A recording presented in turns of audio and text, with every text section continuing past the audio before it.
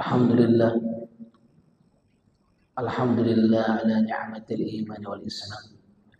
Wa huma min a'dhami ni'mah wa kafa bihima min ni'mah.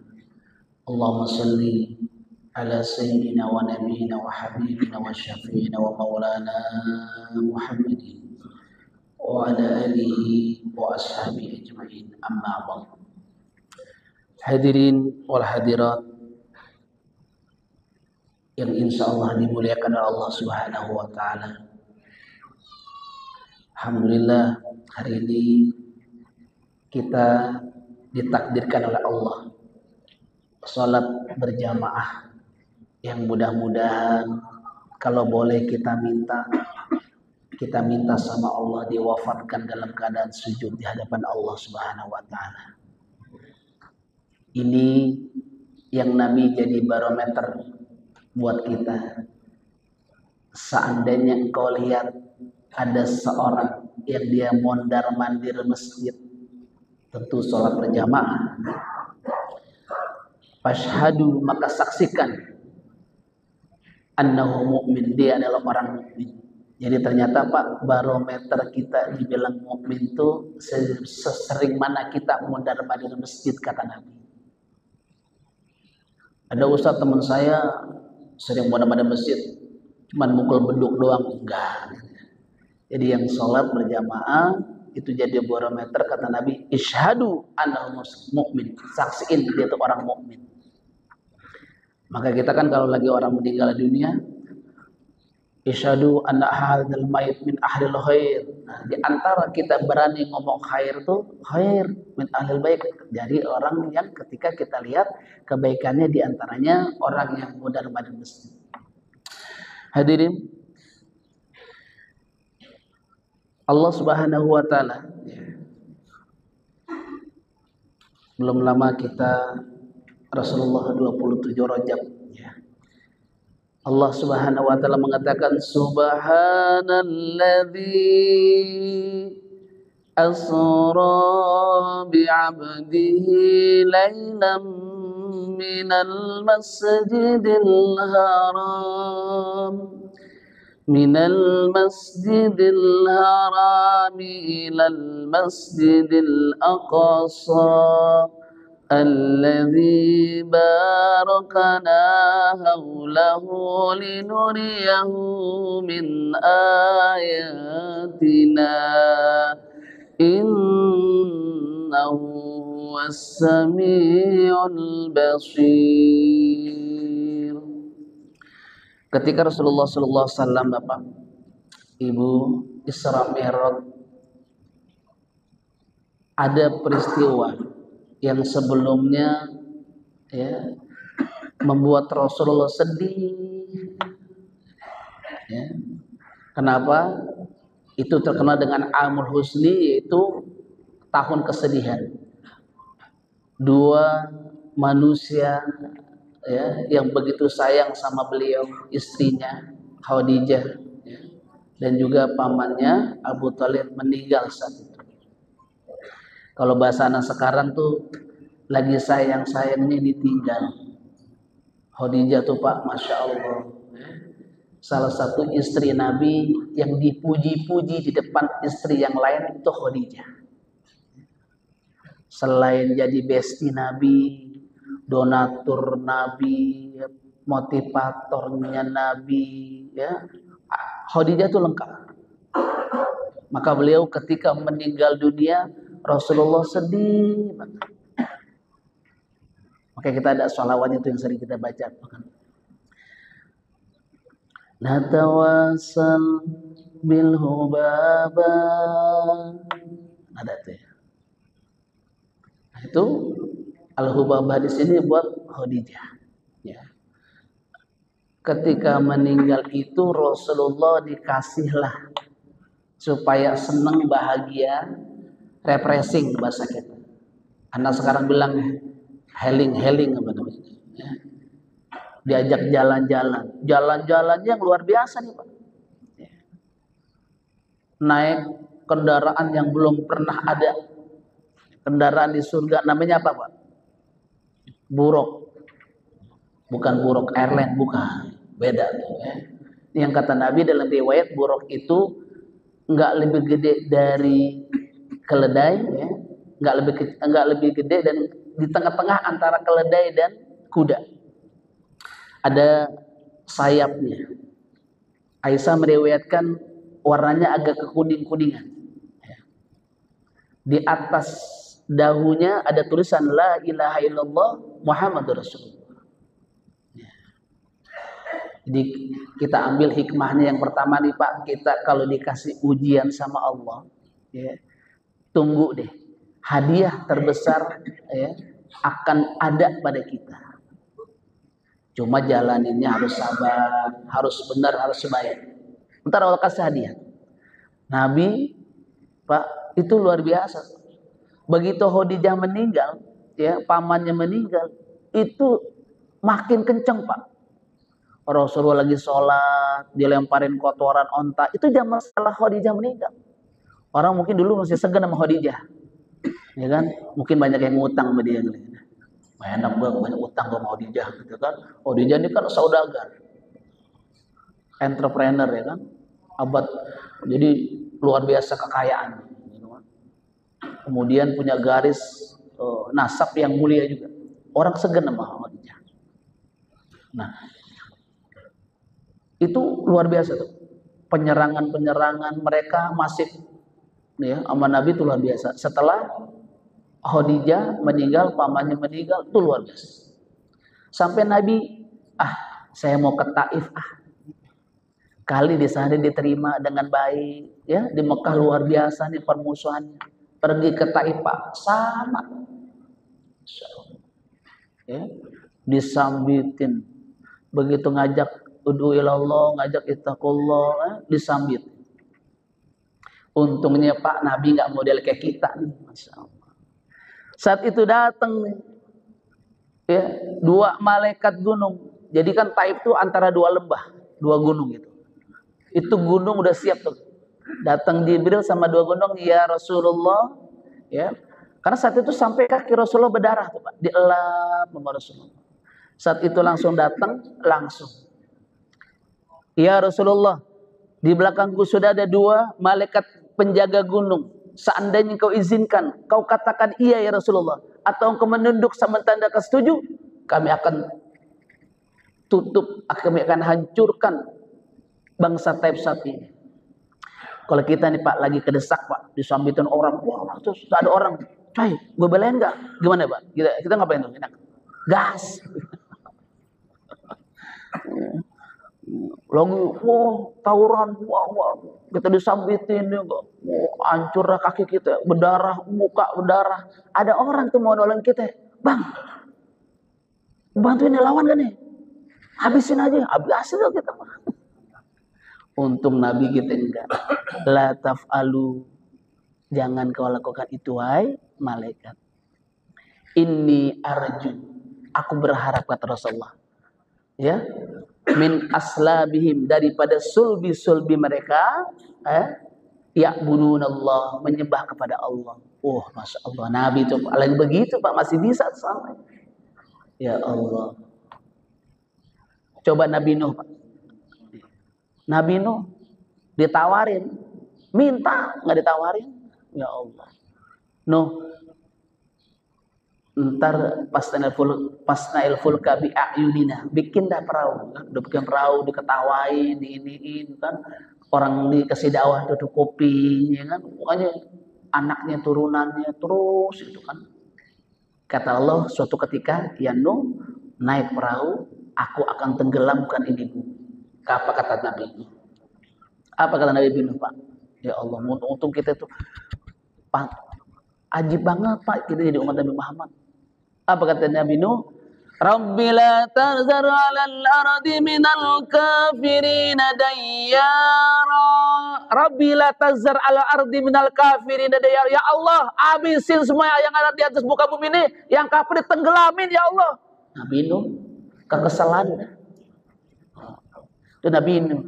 Gimana kita Pak? Masya Allah. Maka pantas kalau Nabi dibilang wa innaka la'ala khuluqin azim.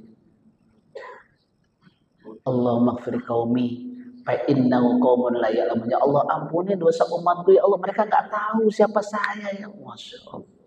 Andai mereka tahu, mereka enggak mungkin seperti ini ya Allah. Tuh, ya.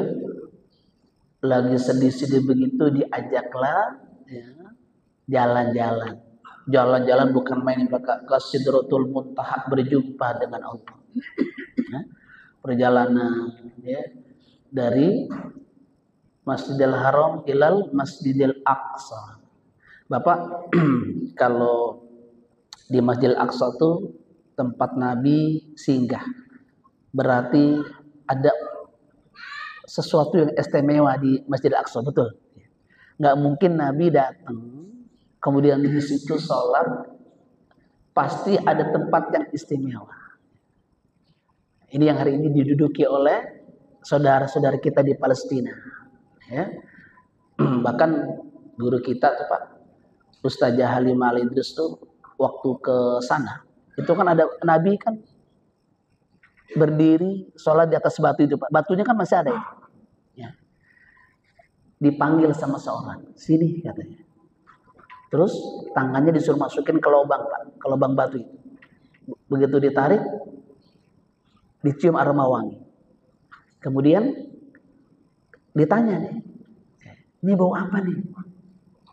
Siapa yang masukin parfus ini? Kata orang ini ketika Rasulullah dulu Mi'raj, Isra, jenggot Rasulullah jatuh ke lubang batu ini, yang wanginya sampai hari ini tercium. Masya Allah. Sallu ala Muhammadin. Jenggot Rasulullah jatuh ke lubang batu Pak, wanginya 1400 tahun yang lalu sampai hari ini masih kecium Pak. Masya Allah. Bapak beli parfum Bakarat tuh 5 juta lah, belum tentu 1400-nya, paling seminggu kan. Masya Allah. Maka kata Abu Bakar, anta ya Rasulullah tifta hayyan wa maitan. Ya Rasulullah, engkau tuh wangi hidup dan matimu ya Rasulullah. Masya Allah. Nah, begitu berangkat Pak, ya, hikmah yang pertama nih, orang kalau dikasih ujian sama Allah bakal dikasih senang endingnya. Rasulullah dihibur tuh Pak. Ya, Pak, kita diajak ketemu sama kekasih kita, senang gak? Gimana Allah, ya? Sang Maha Sumber Bahagia, ya, Sang Maha Lembut, Al-Latif, ya, Sang Maha gitu ya, Assalam, diajak ketemu.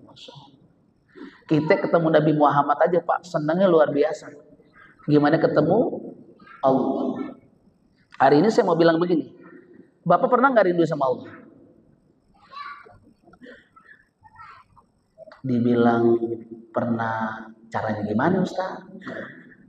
Kangen nggak sama Allah? Kenapa hari ini Bapak nggak pada rindu sama Allah? Kenapa Pak? Karena selama ini Bapak ngerasa apa yang Bapak dapetin Bapak berasal dari usaha Bapak. Jujur aja deh. Selama ini kita ngerasa hidup kita makan, dapat rezeki, dapat uang, dapat sehat, ngerasa itu dari kita, dari usaha kita.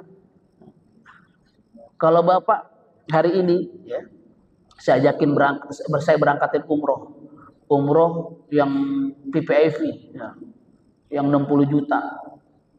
Wah, fasilitas luar biasa. Bapak saya ajak istrinya, anaknya berangkat umroh. Kemudian plus ke Turki, ya kan, plus semua saya siapin, akomodasi, pulang, mobil, semua. Begitu pulang, Bapak nyari saya nggak? Pasti. Minimal ngapain? Ngucapin terima kasih. Kita nih Pak, selama ini nggak ngerasa apa yang hari ini diberikan adalah dari wa ma bikum min ni'matin fa minallah. Semua nikmat dari Allah. Wa in ta'uddu ni'matallahi la tuhsuha. Kamu hitung nikmat Allah, cari kalkulator yang paling mahal, yang paling bagus, nggak bakal bisa hitung tuh nikmat-nikmat kita. Baru udara aja kita nggak bisa bayar. Coba tanya sama orang yang bengek tuh Pak, bengek, asma, obatnya apa? Oksigen. Begitu dia kasih oksigen, ya Allah, Satu hari pakai oksigen berapa ratus ribu tuh Pak. Kalau dari kecil, dari sampai besar kita disuruh bayar sama Allah berapa tuh beroksigen tuh Pak yang di luar. Gimana detak jantung kita, ya, mengalirnya darah kita, ruh kita yang ketika tidur dipinjemin. Nah ini ya ujian-ujian yang dari Allah berikan kepada Nabi dibayar dengan ketika berjumpa dengan Allah. Ini jadi kalau kita dikasih ujian sama Allah, mintanya apa? Jangan dihilangin ujian. Ya Allah, lembutin ujian saya ya Allah gitu. Minta dilembutin. Kalau dilembutin insya Allah kita sanggup gitu kan. Dan memang pasti sanggup gitu. Ini yang pertama ya Pak, kita kalau dikasih ujian sama Allah, hikmah di Mi'rajnya Rasulullah tuh Rasulullah dikasih apa? Hadiah ya. Diajak jalan-jalan sama Allah, dibahagiain hatinya, ditenangin hatinya. Ya, betapa maha besarnya Allah dengan segala penciptaan. Ya. Kita nih Pak, Nabi pernah mengatakan as-salatu mi'rajul mu'min. Salat itu mi'rajnya orang mukmin. Berarti kita mi'raj juga enggak, Pak? Mi'raj. Cuma sayang hari ini kita belum mi'raj beneran. Kenapa? Makanya kan qad aflahal mu'minun. Bahagia orang mukmin itu. Sukses, bahagia. Siapa? Alladzina fi shalatihim khasyu'un. Mereka yang bisa salat dalam khusyuk. Saya mau tanya hari ini Bapak, bisa ya? Saya sering sampaikan juga nih.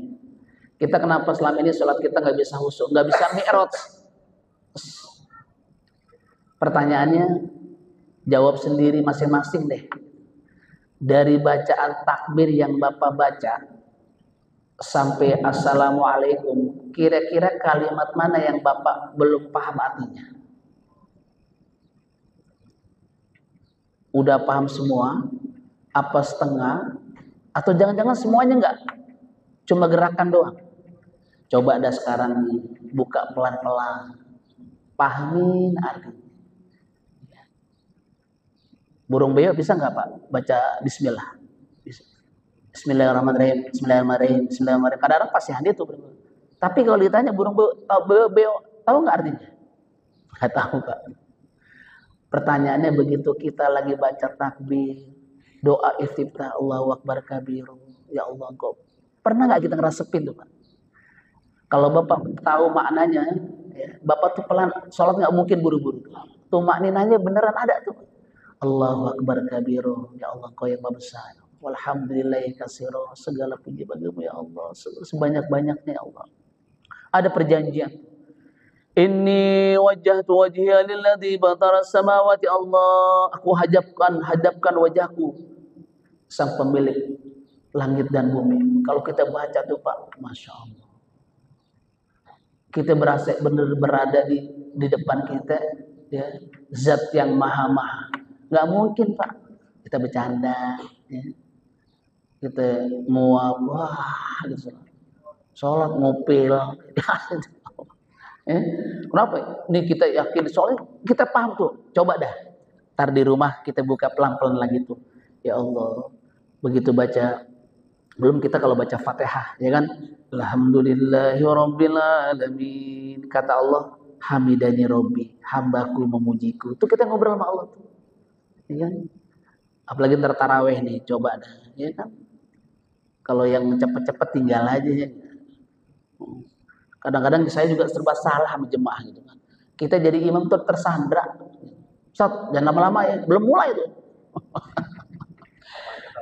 Iya, salat 2-3 lagi. Belum mulai. Ustaz, jangan lama-lama. Lu aja salat dah, lu imam dah gogah gitu. Kita dipaksa buru-buru gitu. Kita nih Pak yang belajar ngaji, paham. Enggak mau Pak salat kayak gitu.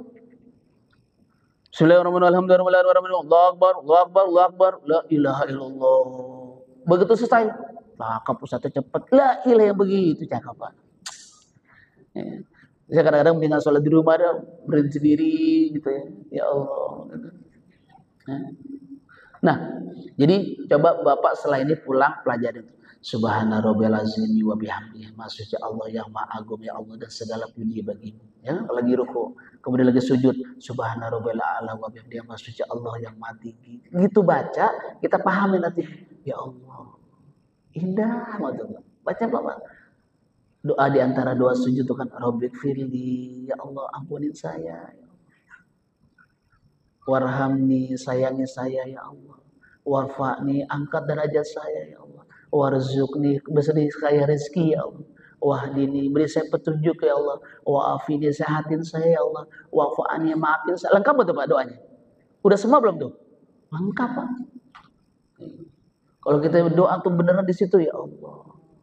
Maka kata Nabi, sungguh orang Muslim itu sholatnya ada yang sepertiga khusyuknya, dengan seperempat, seperlapan, setengah, masing-masing sesuai dengan kadar pahalanya.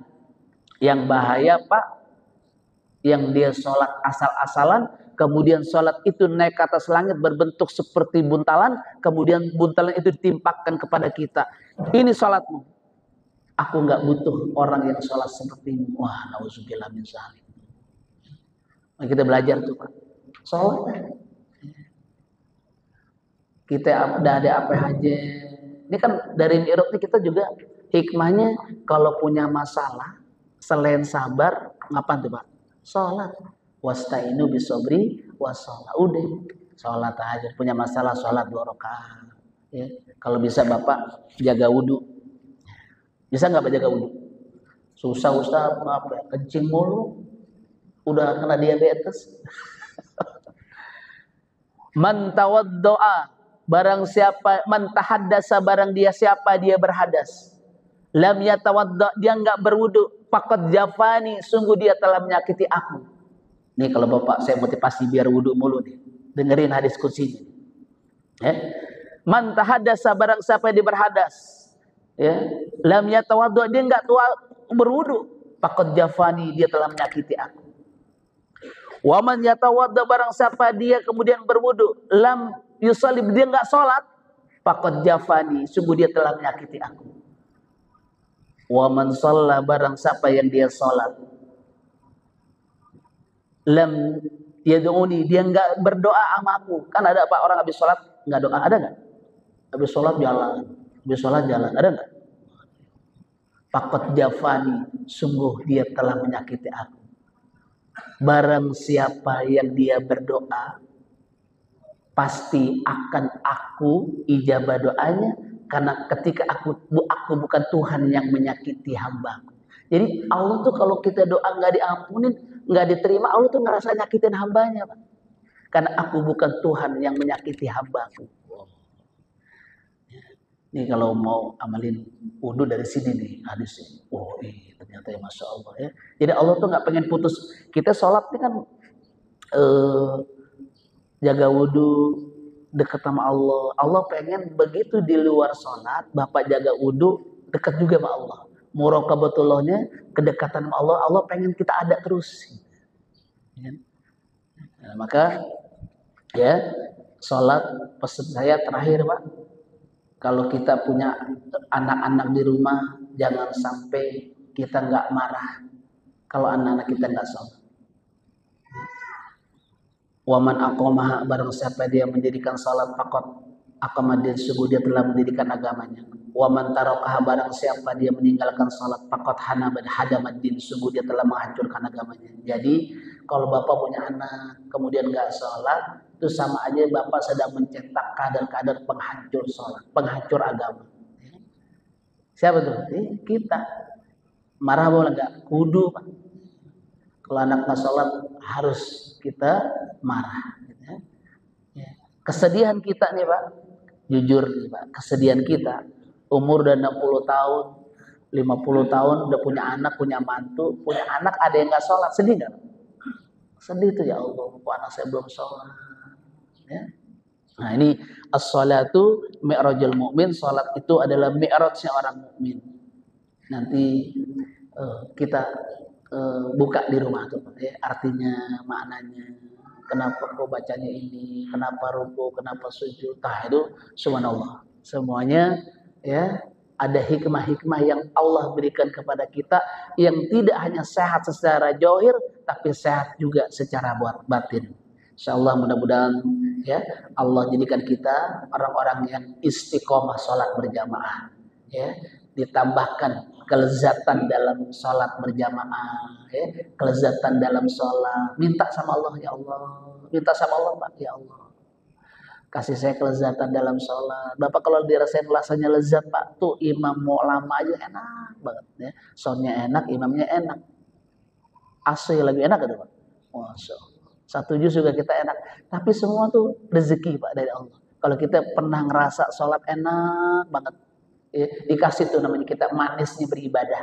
Ya, mudah-mudahan kita yang hari ini hadir, ya, Ramadan ini dikasih manisnya sholat berjamaah, manisnya sholat tarawih, berlama, seneng, manis, berlama-lama, bermanja-manja dengan Allah. Ya, insya Allah. Al-Fatihah.